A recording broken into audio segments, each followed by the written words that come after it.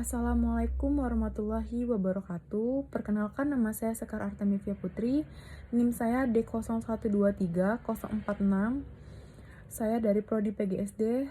Tujuan saya membuat video ini adalah mengisi UAS dan atau memenuhi tugas UAS yang diampu oleh Ibu Yunika Afrianingsi MPD. Nah, tema saya kali ini adalah penerapan media digital dalam pembelajaran Bahasa Indonesia di SD 16 Pontianak Utara. Pendahuluan saya di sini adalah penerapan media digital dalam pembelajaran Bahasa Indonesia di SD 16 Pontianak Utara bertujuan untuk meningkatkan interaktivitas dan efektivitas pembelajaran.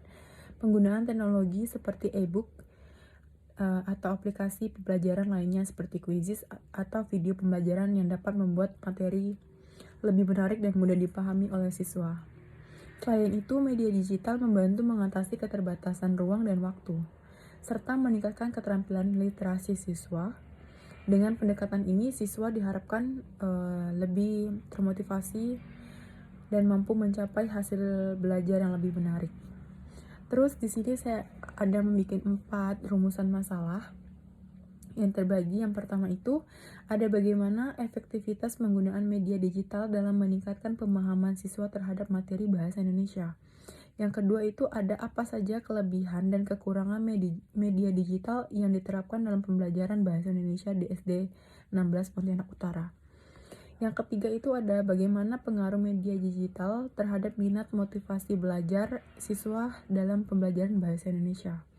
Yang keempat, apa saja tantangan yang dihadapi oleh guru dalam mengimplementasi media digital dan pembelajaran bahasa Indonesia di sekolah SD 16 Pontianak Utara.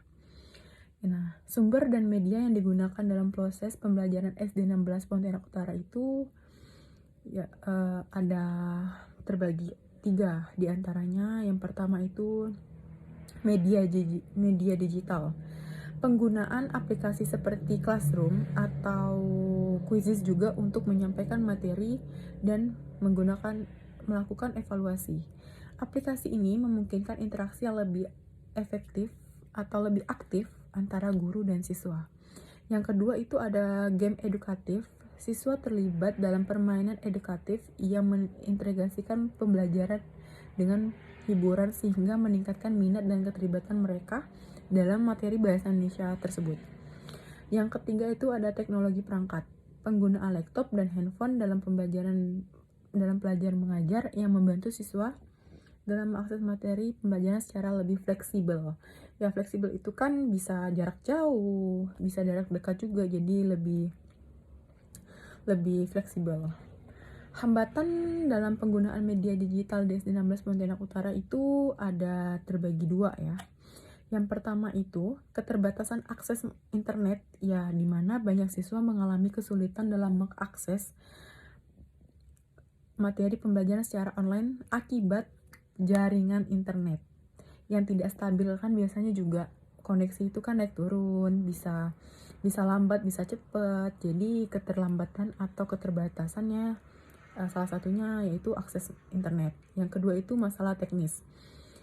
Juga sering terjadi gangguan teknis saat menggunakan aplikasi pembelajaran, seperti aplikasi tidak responsif dan kesulitan dalam pengunduh materi yang diakibatkan jaringan internet. Nah, jadi kan kadang tuh ya jaringan ya kita tahu sendiri lah ya, kadang lancar, kadang enggak, jadi ya teknis juga keterlambatan dan keterbatasan. Terus ada efektivitas penggunaan media digital dalam pembelajaran bahasa Indonesia di SD 16 Pontianak Utara tersebut, yaitu ada 2 juga, yaitu peningkatkan keterampilan literasi penggunaan media digital seperti aplikasi interaktif dan video pembelajaran telah terbukti meningkatkan kemampuan literasi siswa. Siswa menunjukkan peningkatan dalam keterampilan membaca dan menulis serta kemampuan menyimak dan menganalisis bahan bacaan.